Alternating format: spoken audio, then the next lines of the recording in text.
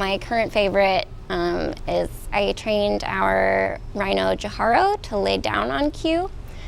So he lays down at our pen bars and presents all 4 of his feet to our vet tech, who then is able to file his nails while he eats hay and gets belly rubs. It's really convenient for everyone involved. Well, currently I'm training the Longhorn behind me, and I'm training him to be able to touch, and so we can do medical procedures on him without stressing him out.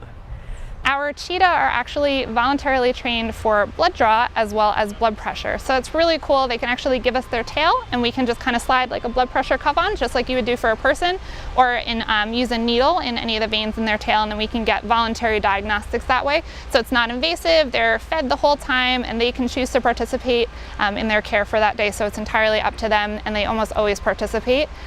One of the most interesting behaviors I've trained is actually with Louie here. So he has to get some trims on his beak because he is a crazy bird that likes to cling on to his enclosure and do a lot of damage with toys and stuff. So sometimes he'll crack his beak and need to get a little bit of a touch up on there. So what we need to do is grab him up in a towel to do some trimming. And one thing that I've trained him to do is lay down onto the towel to make it a little bit less stressful when we catch him up. So he does this behavior called a swing behavior. And then I incorporated that for him to swing and then lay down onto the towel.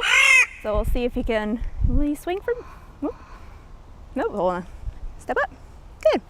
Step up, good boy, ready? You swing. So he swings like this, and then I lay him down onto a table, and then I can wrap him up into a towel. Currently I'm working on training one of our young otters, our young female otter, to do ultrasound training. So this is in hopes that one day she may have babies. And so this is a way that we would be able to see through an ultrasound if that was true. So it's a really good behavior, and she's doing really well with it.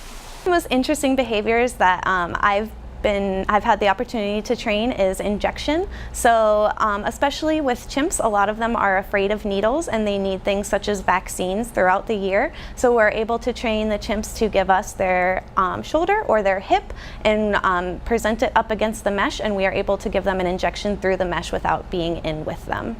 I think the hardest training I've ever done is actually getting an animal to hold still. I work with our toucan, and he is like a bird with ADHD. He does not want to stand still. He wants to jump all around. That's what he'd be doing in the wild. And so getting him to stand still like Tyson is doing and just sit on my hand has been like my biggest challenge, and it's something I work on every single day with him.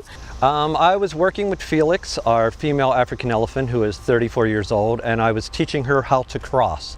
So that means just moving her feet sideways so she can move completely sideways in the pen. It took me a little bit to work on that, but she's kind of figured it out, and now she does it and then puts her trunk up for a reinforcer right in her mouth.